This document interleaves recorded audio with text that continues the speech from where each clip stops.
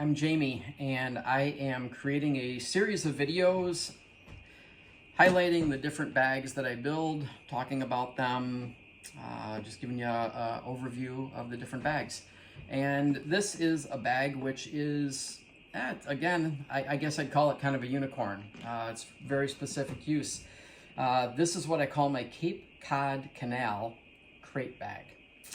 And if you are familiar at all with the Cape Cod Canal, it kind of cuts Cape Cod in half and makes Cape Cod an island.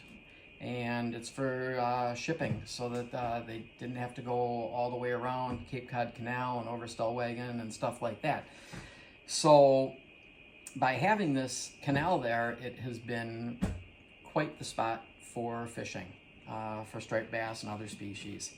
And along each sides of the canal, the Army Corps of Engineers has a service road, and that service road is around 7 miles long, so each side 14 miles.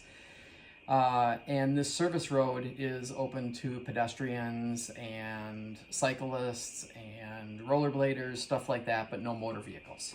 So with that much canal to explore, the fishermen in the area have adapted a unique way to fish it.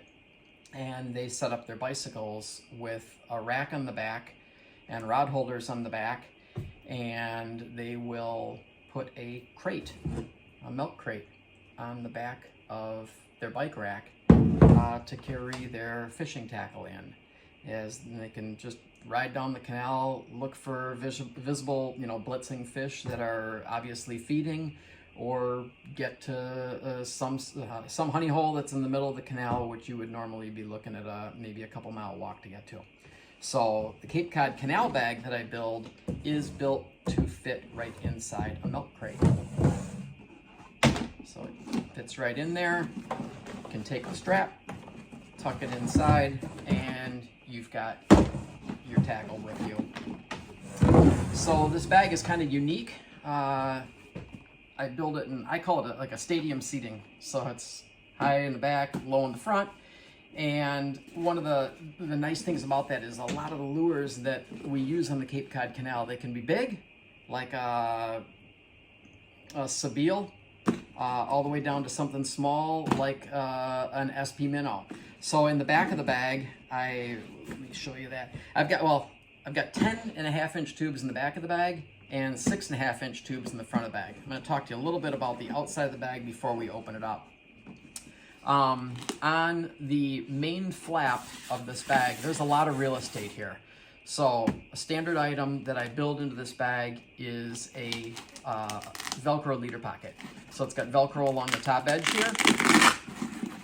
And I can open that up a little bit. And it's just a great spot to put a bunch of pre-tied leaders, terminal tackle, stuff like that. Fish the canal, you know that you are going to go through pre-tied leaders several times a day. So it also has 2 stainless steel grommets to help air it out, get water out of it if it gets in there. So then opening up the flap, large flap, just rotate it back here. And the front flap that's got the hook Velcro on it, I put loop Velcro on the front of the bag so that will stay down there. So you can see in the back of the bag, I have 3 tubes that are 3-inch diameter by, I believe they're 10.5-inch length. Middle of the bag, 3-inch diameter tubes by 8-inch length. Front of the bag, again, another 3-inch tubes that are 6.5-inch length. And then there are 2 small tubes in there that are 1.5-inch diameter by 6.5-inch length. And you can fit a ton of lures into this bag. Unlike my other shoulder bags, on this bag, I do not put my buddy lock attachment system. And the reason for that is that if you've got an accessory attached to the side of this bag, it's not going to fit in your crate. I have had some people ask me to put the buddy lock system on because they're going to use it for a boat bag, and I can do that. I can put those on there. And also on the back of this bag, I do not put any belt loops because this bag really is not going to be used as a belt bag. I put D-rings on the back here so that you could put a a little lock or something from the D-ring to your rack on your bicycle, or for boat guy, they could take this and put a strap on this and attach it to something in their boat so it's not sliding around the floor as they're running. The bottom of the bag has stainless steel drainage grommets. There's 12 of them, and they will get any water that accumulates in there out of it quickly.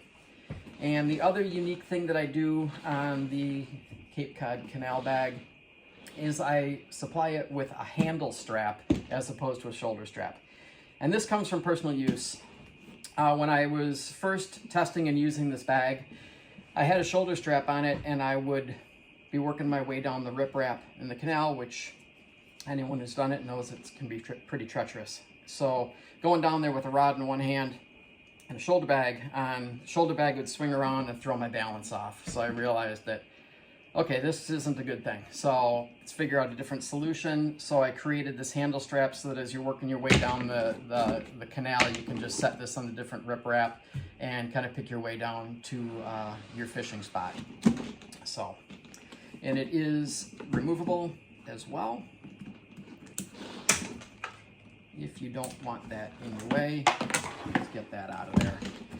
So if you fish the canal, or you need a bag that's going to hold all different sizes of lures, my Cape Cod Canal crate bag might be the bag for you.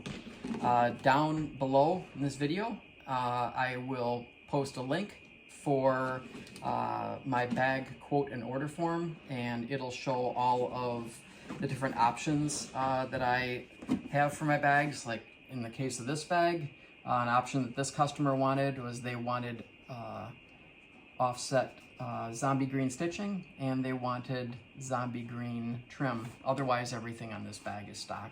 So yeah, I hope you found this informative, and I look forward to building a bag for you. Thanks.